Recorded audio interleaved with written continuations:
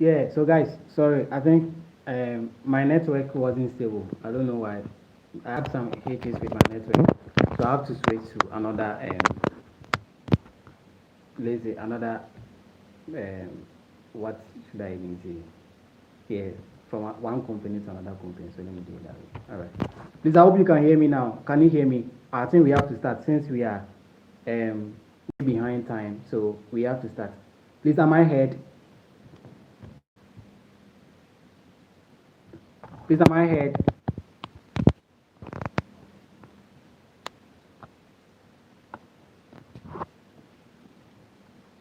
Okay, so welcome to today's discussion on theories in human, let me say, social work practice. Okay, so we are looking at foundational theories of human behavior in social work practice. So that is our first semester's topic on social work. Yeah, so my name is Mano. Mano is my name, and you know me already. So um, a graduate assistant at the department, and I'm also a master's graduate there at the department as well. So today's discussion is purely on theories in social work. Theories in social work. So please, at the chat box, I want to know where you guys got to. Yes, so where did you guys go to? Which lecture did you guys rate before this semester?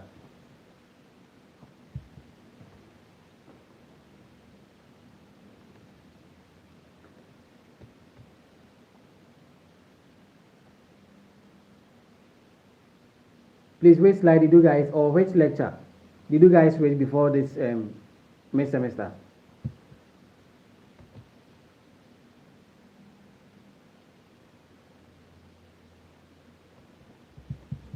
Please kindly respond to me on so that we can proceed, we can go on. Yeah. I want to know where you guys got to before this coming May semester.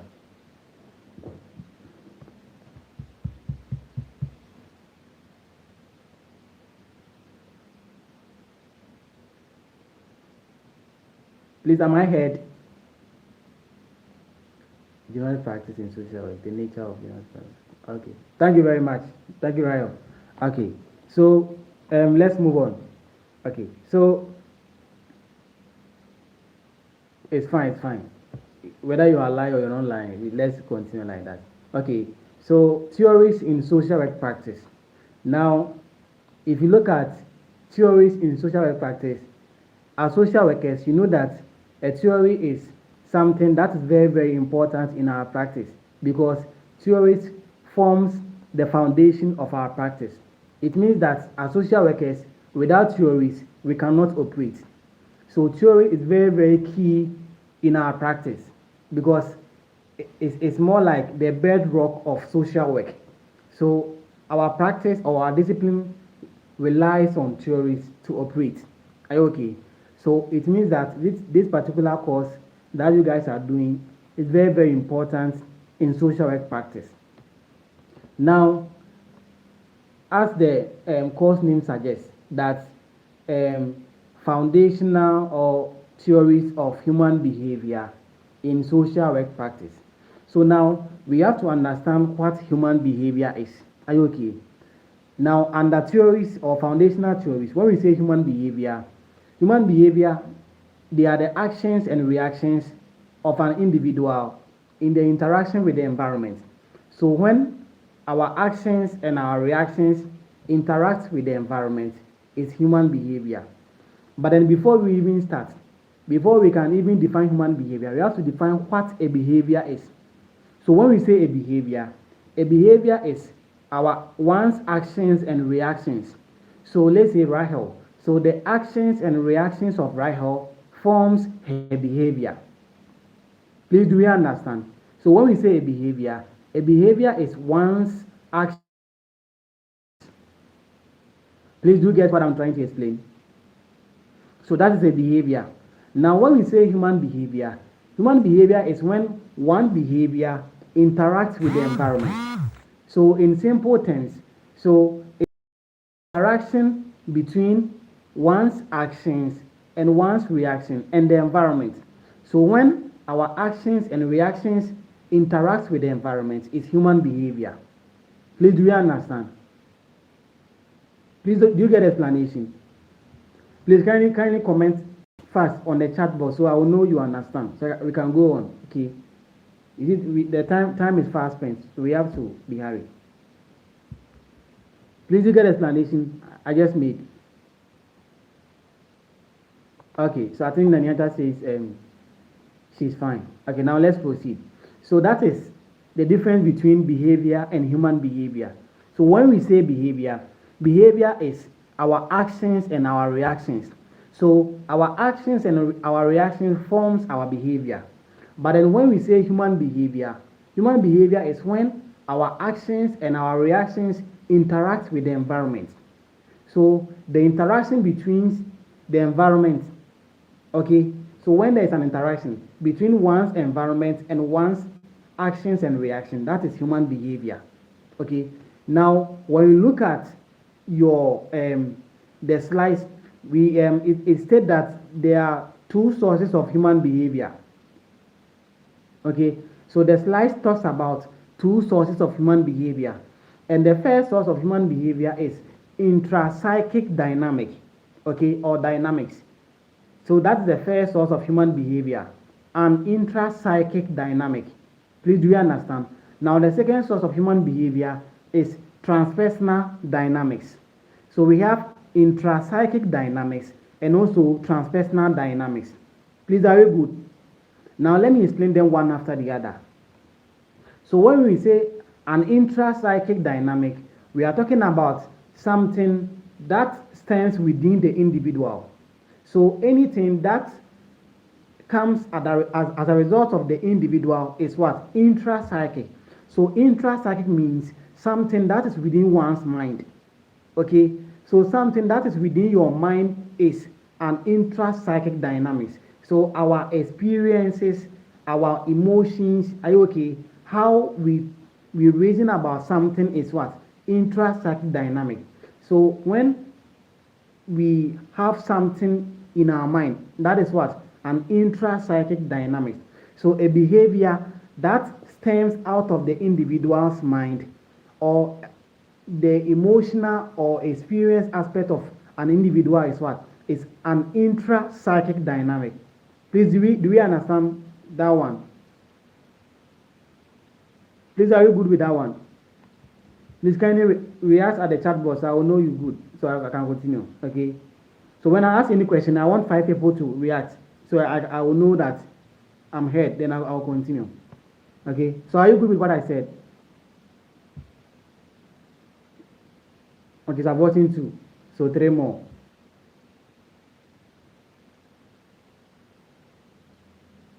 Please, I want like 11, 3 more. I've gotten 2 reactions, so I want 3 more. So just comment at the chat box so I will know that you are good. Okay. Okay. So I think now you are good. So that is the intrapsychic dynamic. Are you okay? So a behavior that results out of the individual.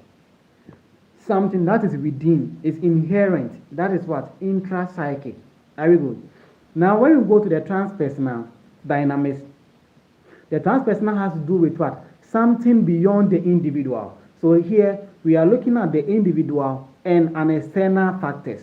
So the individual and also the interaction with other individual or the other people in the environment is what? Is transpersonal.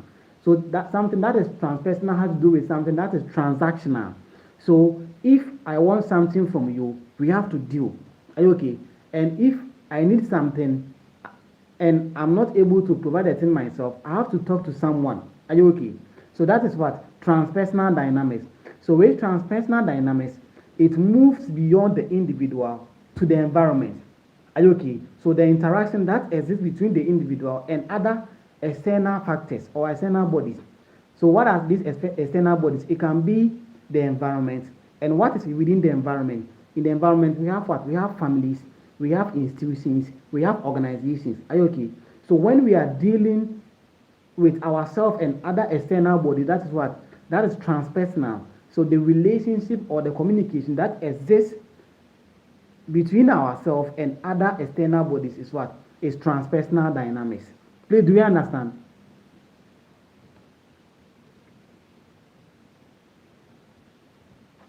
Please, do you understand?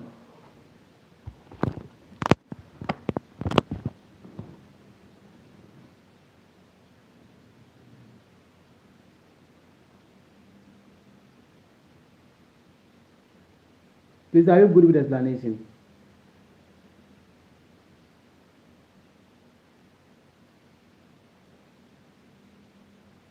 Okay, so I think I've gotten four four responses, and I think three are saying they don't understand. Okay, now let me move on. Let me repeat the transpersonal again. So you see, we have two sources of human behavior. Okay, so the first one is intrapsychic. So something that stems out of the individual's mind. Are you okay? So that is intrapsychic. Now the second one is what transpersonal, and I'm saying that with the transpersonal, it's a behavior that moves beyond the individual. Are you okay? So we are looking at the transaction that you have with the environment. Okay, so the transaction one has with the environment is transpersonal dynamics. So the relation that exists between yourself and other external factors, that is the environment. So that is transpersonal dynamics. Are you okay? So something, okay. Okay, Daniel, I hope it's good now, right? I've repositioned it. All right. So when we say transpersonal dynamics, transpersonal has to do with a behavior that exists between yourself and other external factors, and that external factors can be the environment. Are you okay? So when you are when a behavior stems out of the individual and the environment, that is what a transpersonal dynamics. So with a transpersonal, we are looking at what something transactional. Are you okay? Transactional in nature. So the relationship that is transactional in nature. And when we say what is transactional, when you need something from someone, and maybe in return the person also needs something back from you. So that's what transpersonal. Are you okay? So with transpersonal dynamics, we are looking at a behavior that is transactional in nature, a behavior that stems out of the individual and other external bodies. That is the environment. Please, are you good? Okay, so I think they said they are good. Okay, now let's move on. Let's move on. Now we've understood what a behavior is. Now that we've understood what a behavior is, we have to move on to understand what is a theory, because we are dealing with theories. Okay.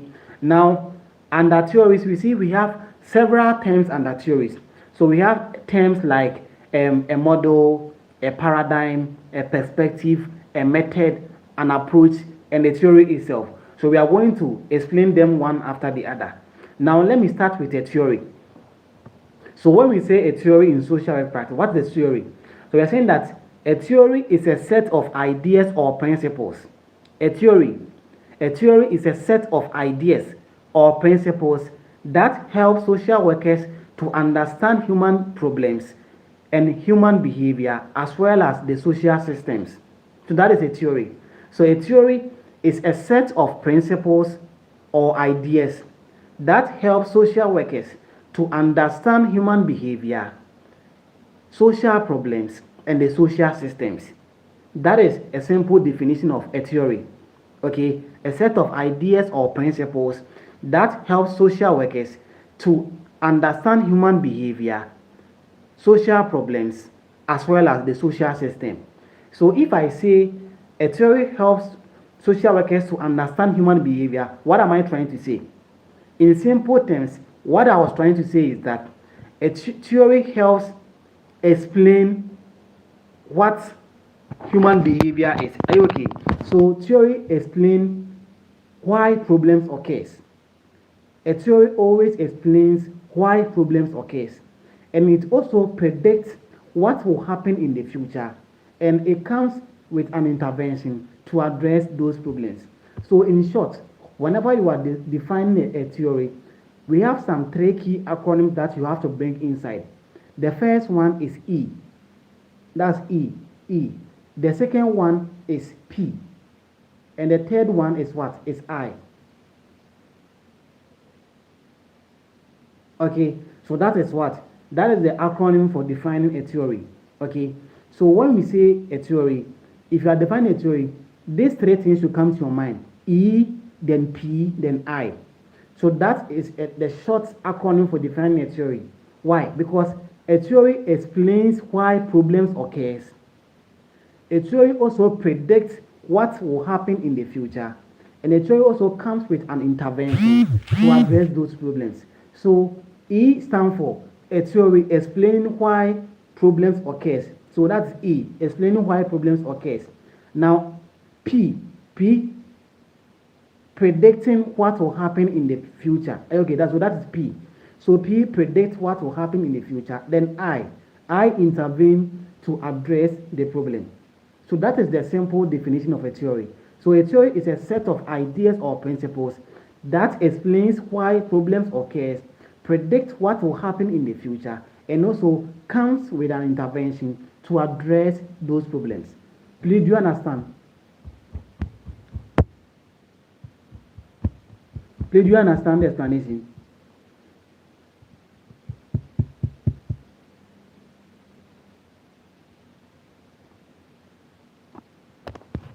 Please, do you understand? Please, very good.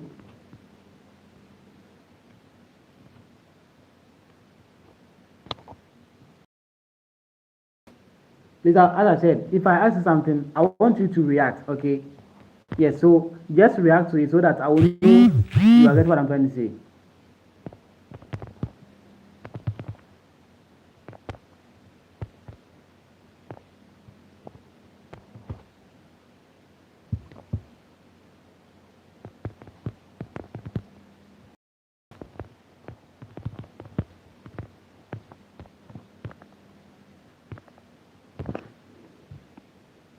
Okay, so I think they say they are good. Okay, now that we've understood what a theory is, now let's move on to the significance of theories in social work practice. So what are the importance of theories in social work practice? Now let's look at the significance or the relevance of theories in social work practice. So now the first relevance of theory in social work practice is that theories explains human problems. Okay, or theories explains social problems. Okay, so the first importance of a theory is that it explains social problems. Okay, so with the help of a theory we are able to understand what causes a problem and the consequences of that problem. So that is the first significance of a theory. A theory explains social problems. Are you okay? Now the second importance of theory is that theory also explains human behavior. Okay, a theory also explains human behavior. So it helps us understand whether a particular behavior is intrapsychic or transpersonal. Are you okay? So that is also one importance of a theory. So the first one is that it explains social problems. The second one is that it also what explains human behavior. Now, the third relevance or importance of theory is that theory informs practice. So a theory informs social work practice. So this is the third significance of a theory in social work practice. So it informs social work practice. Please, are you good? Are you good with that one? Okay, now we've gotten three relevance of theories in social work practice. Now let's add some more to it. Now, another importance of theory is that it provides a framework in understanding human behavior. So a theory provides a framework in understanding human behavior. A theory provides a framework in understanding human behavior. A theory provides a framework in understanding human behavior. Now, another relevance of theory is that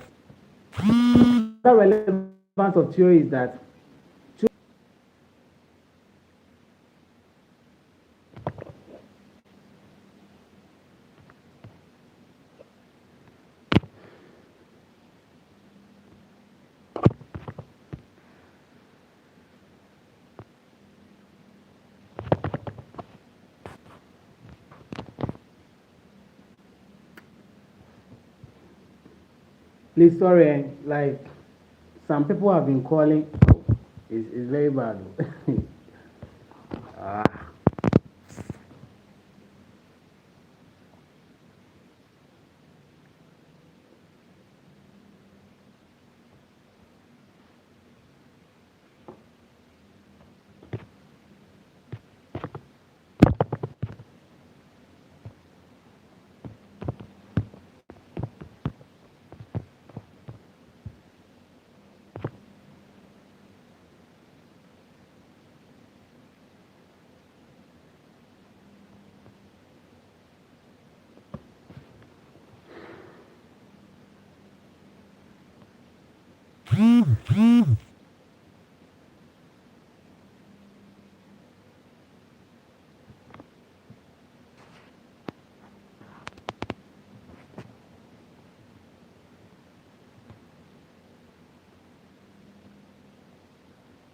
All right. So please, sorry, like I've been getting calls. I don't know why. People have been calling. So when they call, then the thing will just break. Okay. Sorry for these mishaps. I don't know why. This time that they are calling, I've told them, but still now they are calling. So when they call, then the thing will break. So it's not intentional. Okay. So sorry for that. All right. So we discussed what a theory is, that it helps explain why problems occurs, and it also predicts what will happen in the future, and it intervene in addressing the problem. So these are the three things that a theory helps to do. Theory explains why problems occurs. It also predicts what will happen in the future, and finally, it comes with an intervention to address those problems. Now, we've also discussed some importance of theories. That theories help us to understand social problems. It also helps us to understand human behavior. A theory also helps us to explain why problems occur, and it also informs social work practice. Are you okay? Then theory also provides a framework that helps social workers to understand a problem, and finally, a theory helps in what decision making. So these are some of the things that theories helps to as social workers to do in social work practice. So it's very important in our practice. As I said earlier on, now we've defined what a theory is. Let's also go on to define what a model is. So when we say a model is a framework. Okay, so a model is a framework that helps social workers to intervene in addressing a problem. So a model is a framework that helps social workers to intervene in addressing a social problem. So that is what please sorry, okay. So that is what a model is. So when we say a model is a framework that helps social workers to intervene and address a problem. So in simple, I want to keep it very simple for you guys. So that is what a model is. Are you okay? Now when we say method, someone will say a method. So when we say a method is a specific tool. Okay, so a specific tool or a technique used by social workers in addressing a problem is a method. So when we say a method is a specific tool or technique used by social workers to understand a social problem and address them. Okay, so specific tools or techniques that are being used by social workers to address a problem is a method. Please now I hope we understand the difference between the two. Now if I explain what a theory is and also what a model is, now if we explain what a method is. Now if we explain that a method is what? It's a specific tool or technique used by social workers in addressing a problem. So that is a method. Please I hope you are good. Please are you good? Please let me know if you've understood the difference between the three: a theory, a model, and a method. Is that very good?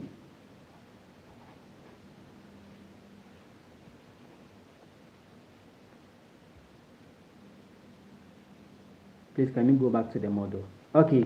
So when we say a model is a framework. Okay. So when we say a model is a framework. Okay. So it's a framework that helps social workers to understand a problem, intervene, and address them. So if I want to keep it very simple for you guys, when we say a model is a framework that helps social workers to intervene and address a problem. Simple. A model is a framework that helps social workers to intervene and address a problem. That's a simple definition of a model. Please, are you good now?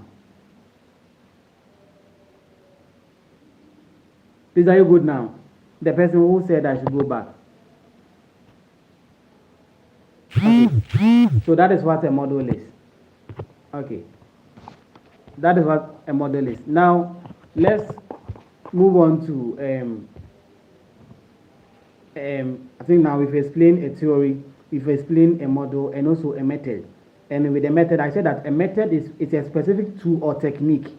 So a specific tool or technique used by social workers to address a problem is a method. Okay, now we've explained these three. Now let's add approach to it. So when we say an approach is a general way of doing things. So the general ways of doing things is what? It's an approach. This is very good. So the general ways of addressing a problem, are you okay? It's an approach. So when we say approach is the general way of addressing the problem. That is an approach. Please, are you good? Are you good? So now let me give you an example. So let's say we have two social workers who are working with families experiencing addiction. Okay, so let's say Adoma is a social worker and Rahel is also a social worker. And now the two of them, they are all working with families experiencing addiction. So the two families are all experiencing addiction. And now we have two social workers. Okay, we have Adoma and also Rahel. So now if they are going to solve the same problem, but then you can bear with me that the approach that Rahel will use might be different from the approach that Adoma will use. Okay, so the approach that Rahel will use might be different from the approach that Adoma will use. So that is our approach. So when we say approach is a general way of what? Of addressing a problem. So one's approach might be different from the other person's approach. Are you okay? We might have the same problem, or we might be going to solve the same problem, but then my approach might be different from your approach. Please, are you good? That's the meaning of an approach. Now that we've understood a theory, a model, a method, an approach, now let's move on to a perspective. A perspective. So when we say a perspective, what is a perspective? So a perspective is what? Is the diverse opinions or views about a particular problem. So the diverse opinions or views about a particular problem is a perspective. Okay. So let's say Daniel. So you see, Daniel and let's say Rahel, if there's a problem somewhere, their perspective might vary. Maybe Daniel might see the problem to be, let's say, yellow, but Rahel might see the problem to be what? To be white. That is their perspective. So when we say a perspective, it's what? It is the diverse opinions or views about a particular problem. So the diverse opinions or views that people have concerning a particular problem is a perspective. So my perspective might be different from your perspective. Please, are we getting it? So this is the differences between these terms. Now we've explained a theory, we've explained a model, we've explained a perspective, we've explained a method, we've also explained an approach. Now with these 5 different key terms, we've got to know that there are differences between them. Okay, there are difference between them, and they are not the same. Sometimes people use them interchangeably, but then they all have their own meanings. Are you okay? So I want us to appreciate the meaning of these key terms that we have in social work practice. Please, are you good? Are you good? Okay. Now, I have some sample questions here that I want us to go through. Okay. So I have some tutorial questions that I want us to go through. So I read the question. When I read the question, I want you to write it. Okay. But then be as fast as possible. Okay. I want you to be as fast as possible, because if you let's say you are not as that fast, it means I have to be repeating the question for several times, and time is not on our side. Are you okay? So make sure that you listen attentively and you write those questions down. Okay. All right. So give me a minute, a moment. Let me say a moment. I think a minute is too much. Okay. Um,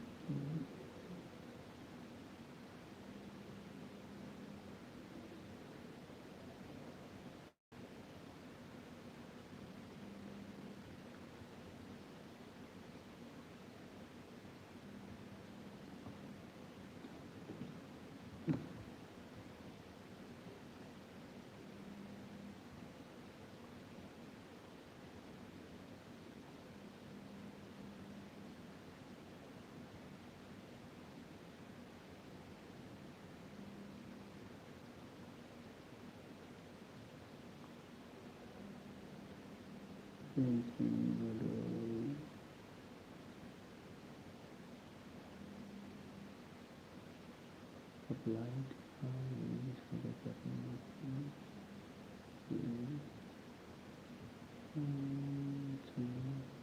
Okay, please, I'm coming. Okay, I want to look at the questions, then we can start.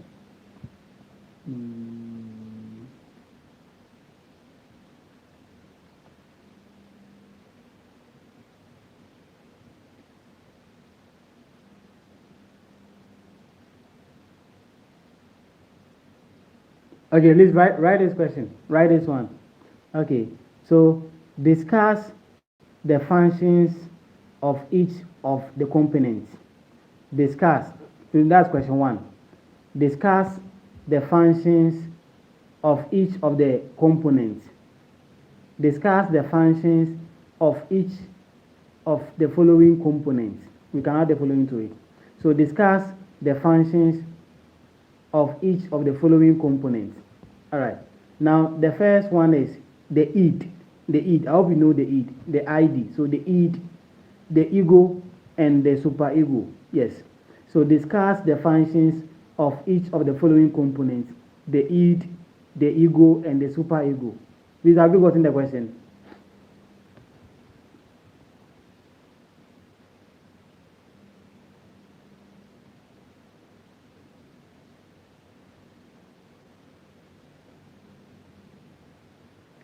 Please, have you gotten the question?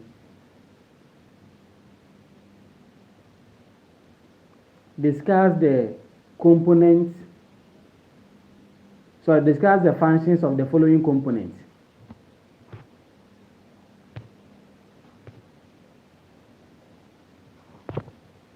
Discuss the functions of the following components. So that is the id, the superego, and also the ego. Please, have you gotten the question?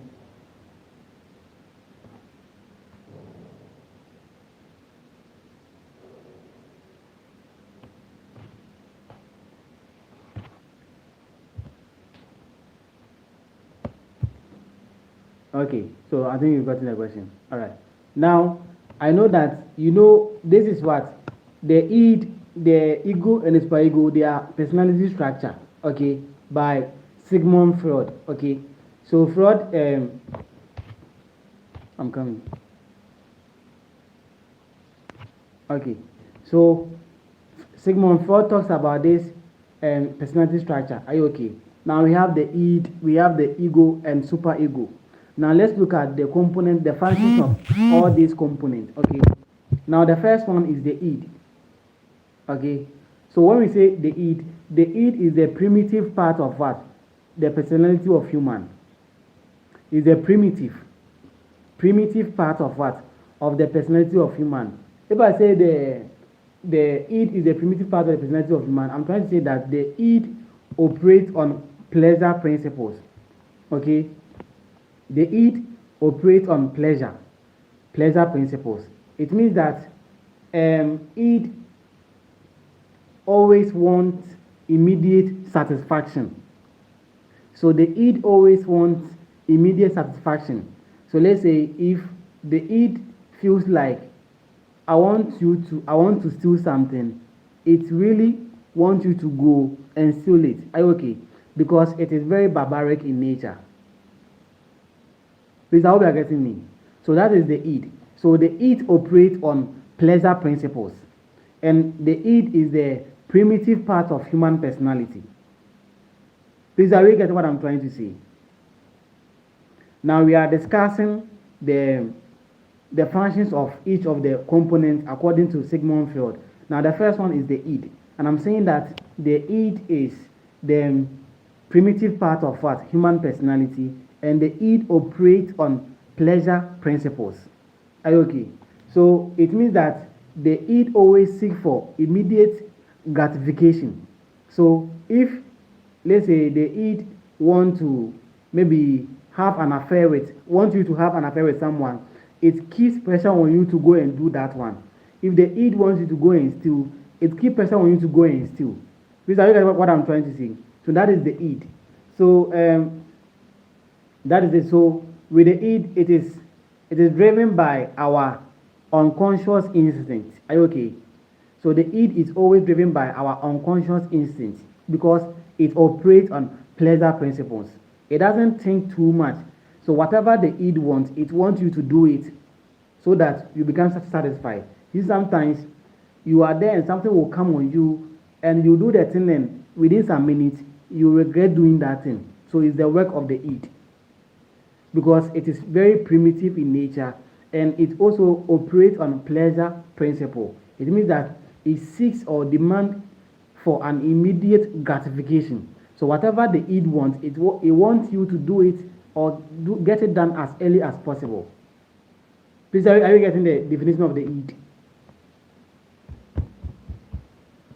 Please, do you get the definition of the id?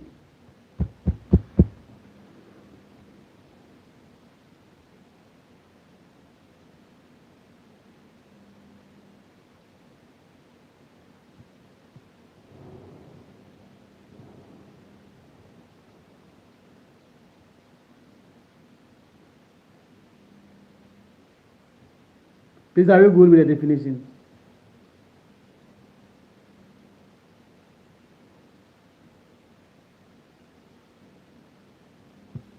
Now the second personality principle that we are going to define is what? The ego. Okay, so you see, as we said that the id operates on pleasure principle. When we come to the ego develops out of the id, and the ego operates on reality principle.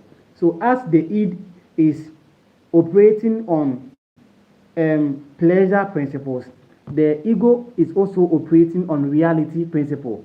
What is it trying to say? So it means that the ego always try to correct the id from its wrongdoings. Okay, so the ego always try to, I want to use a term, so it always try to mediate the barbaric or the primitive aspect of the id.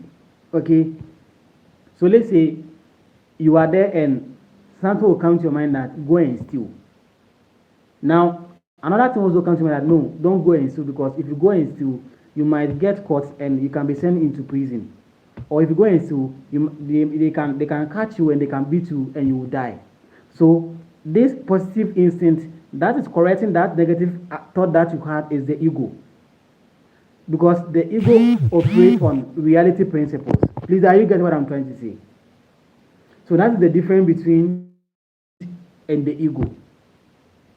So the ego's job is always trying to shape or mediate to correct the bad aspect of the id, or the bad desire of the Eid. By letting the Eid know the reality that exists, that if you go and steal, you'll be caught, and when you are caught, they can beat you to death. Please, do you understand the difference now?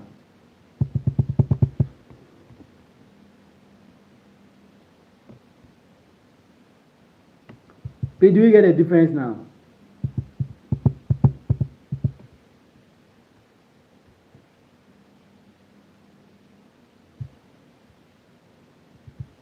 Please, are you good with the difference between the id and the ego?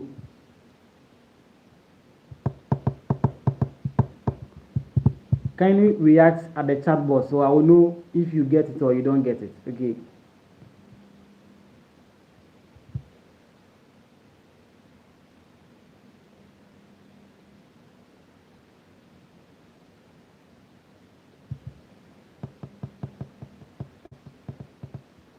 Okay. Now, the last personality structure that you explain is what has to do with the superego. Okay. So the superego operates on what? On moral principles. It operates on moral principles. It means that it always make sure that it regulates between the id and the ego. Okay. So the superego operates on moral principles. So it makes sure it always operates between the id and also the ego. So what we say morally is something that is acceptable in a society. Okay, so the superego always try to remind the id that it's what you are doing acceptable in a society. Are you okay? You say you are going to steal. Is stealing acceptable in a society? If yes, go and steal. If no, then do what will benefit you. Are you okay? So that is the role of the superego. So the superego is very, very important in human personality because it always operates on what? On moral principles. So it tells the human behavior what moral lifestyle that they should put. That this lifestyle that you are living, is it good or is not good? Is it bad or is not bad? So that is the role of the superego. Now let's write the next question under the first question. Now the next question is that we should state the significance of managing the id. Okay. So what are the significance of managing the id? Okay. What are the significance of managing the id? So if we manage the id, what are the benefits of we managing the id? Our id. And we know that the id operates on pleasure principle, and it always seeks immediate gratification, meaning that anything that comes to your mind and that you want you to go and do it as early as possible is the work of the id. Now, if we are able to manage our id, what benefits can we get as individuals? So we are looking at the significance of what? Of managing the id.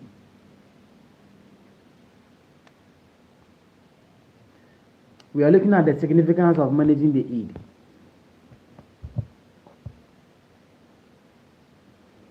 The significance of managing the id.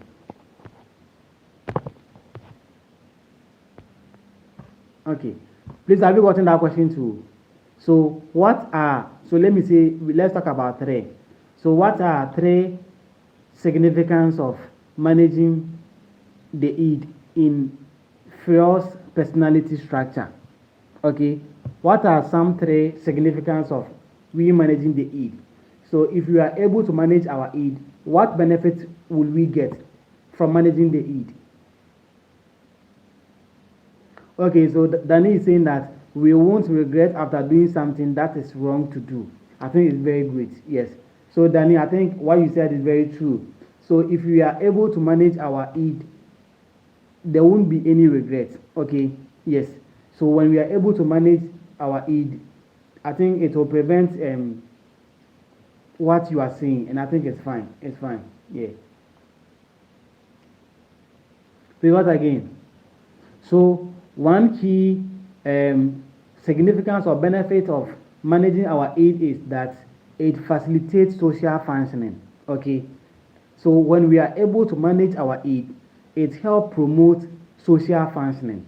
Okay, so one key benefit of managing our id is that it helps facilitate or promote social functioning. Why social functioning? Because when you are able to um, manage your id, now it helps you to live appropriately in the society. It helps you to conform to the rules and regulations in the society so that you won't find yourself in any trouble. Please, I hope you are good. So that is one key significance of the management of our id. So if we are able to manage our id, it helps promote our social function or facilitate social function. And the explanation is that it helps us to live a meaningful life in a society by respecting the social norms, the rules and regulations that is in the society. Please, are you good? That is the first one. Please, are you good?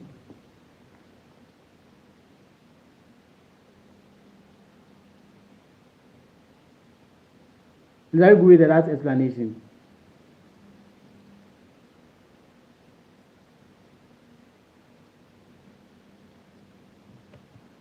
Okay.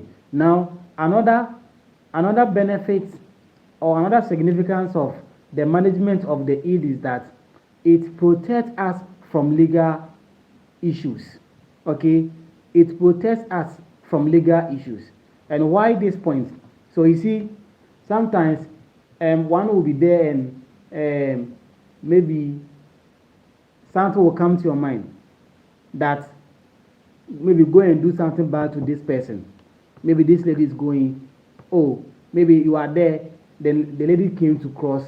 Now the id will sign a very bad instinct to your mind that go and do something bad to the lady. If you go and do that thing to the lady, you can get a legal issue. You can be arrested. Are you okay? So one benefit of managing our id is that it protects us from legal issues. Okay, it protects us from legal issues.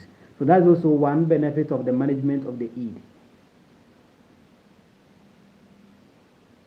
Okay, now the third benefit of the management of the id is that it reduces anxiety and tension. So if we are able to manage our id, it helps reduce anxiety and tension. Are you okay? So that is it. So we know that the id demands immediate satisfaction or gratification. So if we are able to manage it a bit, it will help minimize the ego and the id from having a conflict. Because you see, sometimes you'll be there and then you will feel like you want to go and do something, but then in your mind, then something say, oh, go and do. Something say, oh, no, don't go and do because it's a bad thing. Now that in telling that don't go and do is a bad thing is the ego. Okay, so always there's a conflict between the id and the ego. Are you okay? So if we are able to manage our id, then it means that it will reduce or minimize the conflict between the id and the ego.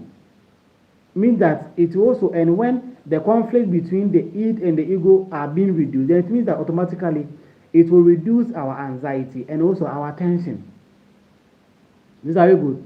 So that is one key significance of the management of the id. That's another key significance. Okay.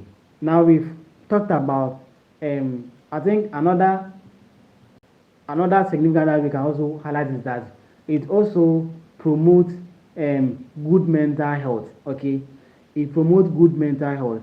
So if we are able to manage our id, it helps promote a good mental health. Okay, it helps promote a good mental health. So that is also one key significance of the management of our id. Please, are we good with that one? Now, if you talk about four significance of the management of the id.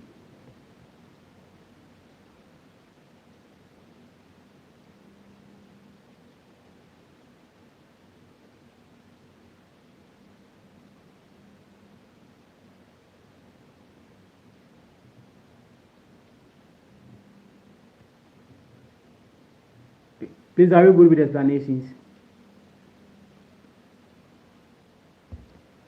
Please, are you good with explanations? Let me know if you are good with explanations, okay? So I can continue.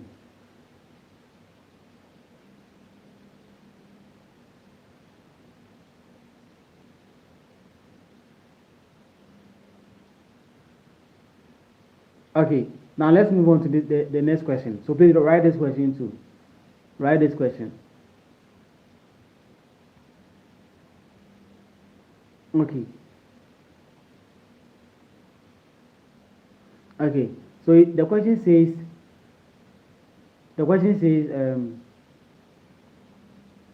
explain.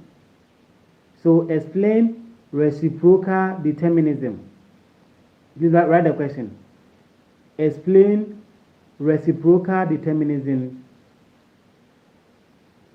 and cognitive process under the behavioral theory. Please, how have you done that question? Please hold on. Have you done that question? Have you done reciprocal determinism? Please let me know if you've done that one. If you haven't done that, then please you have to move on to the next question. Please, have you done that? The question of reciprocal determinism. Have you done that bit? If you know you haven't done, let me know so I will change the question. Okay.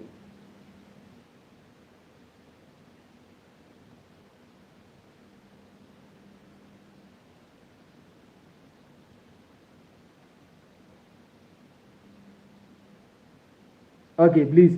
Then don't write. Don't write. Let's move on to the next one. The next question. Please don't write that question. Let's move on to the next question. Okay. Okay.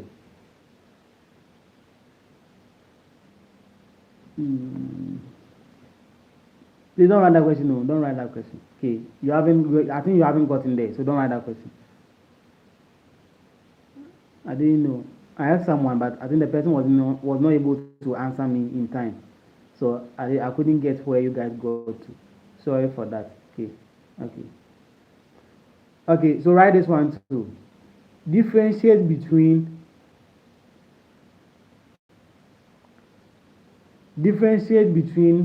a practice model, practice theory, and a practice approach. So no, let's make it perspective rather. So differences between a practice model, a practice theory, and a practice perspective. Okay.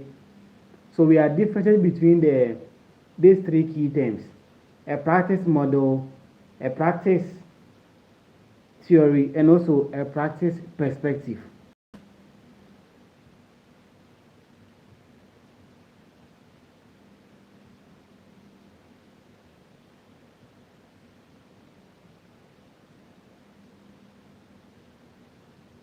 Okay, please have you gotten the question? Differences between a practice model, a practice theory, and a practice perspective.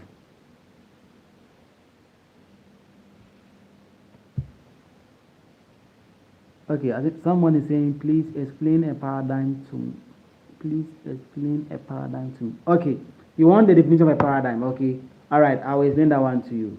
Okay. Okay, so when we say a paradigm is a theoretical. Sorry, a, a paradigm is let's say I want to make it very simple for you guys so that you understand. So a paradigm is a philosophical and also a theoretical framework that shapes how social workers understand a problem. Are you okay? So a paradigm shapes how social workers understand a certain problem. So when we say a paradigm, it's a philosophical and also a theoretical framework that shapes how we understand a particular problem. Are you okay? So that's a paradigm. Paradigm always shapes how social workers understands a particular problem. Josephine, please, are you okay? Are you fine? So that's a paradigm. So a paradigm is a theoretical framework that shapes how social workers understand a particular problem or understand social problems. Are you okay? So it's a theoretical framework that shapes how social workers understand social problems. Josephine, please, are you fine? All right. Now, the question I just read says it wants us to explain practice theory, practice model, and also practice perspective. So it's very simple. It's the same as lecture 1 and 2 for me, Sam. Oh, really? Okay. Okay, Justin said he understood. She has understood it. Okay. All right. Now that is it. Okay, so someone is saying, please, he said we should focus on lecture 1 and 2. Okay. I asked somebody, but the person was not able to respond to me in time. So I didn't know which side you guys were. Your semester was trying to focus on. But then it's fine. Maybe let's do something small so that maybe we can end then you guys can go and refresh. Okay. So since it is lecture 1 and 2, I'll try and maybe do some sample 1 or 2 questions. Then I'll send it to your course rep so that she can put. Hey, I think she can also put on your page. She can put on your page. I will see what to do. I will see what to do. Yes, I'll see what to do. All right. So now I think that is it. So when we say a practice model, it's the same as a model. Okay. So when we say a practice model, we just have to explain what a model is. If it says a practice theory, we just have to explain what a theory is. And I think I've already explained all the terms to you guys. So there's no need for me to go over them again. Okay. So we just explain those ones. Just that is all. But then since it says differentiate, you have to use maybe whilst or maybe you see use the differentiating terms. Okay. Maybe this is it, but this is that. Okay. So use those terms to help him understand it. Now we have what we call a conceptual framework. Okay. So I think that part too, I want you guys to also learn it very, very well. Okay. So just touch or read little bit about conceptual framework and also the significance of conceptual framework is very, very important. That part is very, very important. So learn that part too. Then I think with the system theory, I don't know if you guys have gotten there because maybe I have to just look at your slides well because I couldn't get a correct answer to which where you guys have gotten to. So I just said let's have this discussion. All right. So now maybe if anybody has a question, you can ask me. I'll answer the question for you.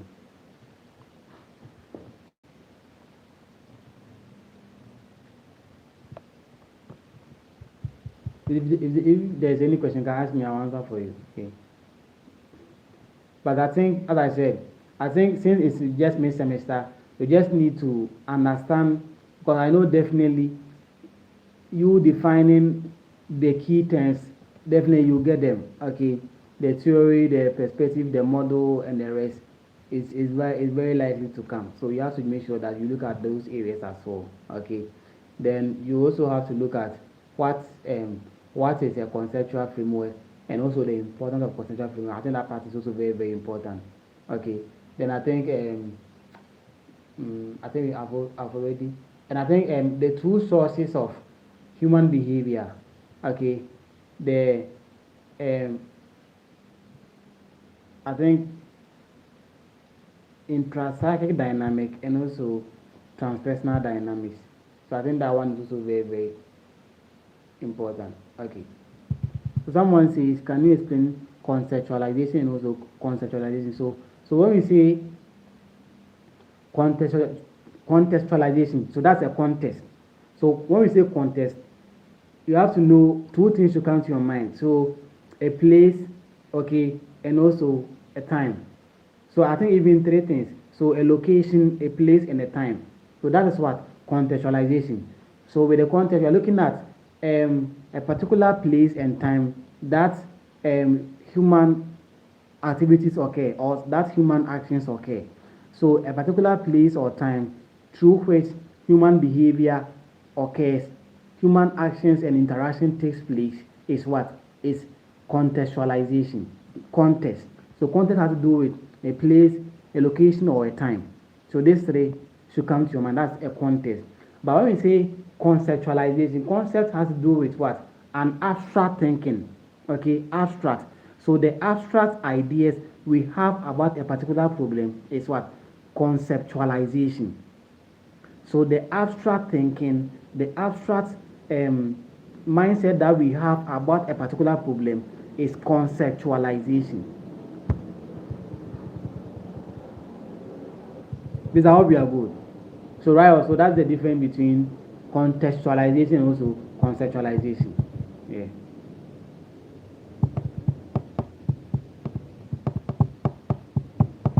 Okay.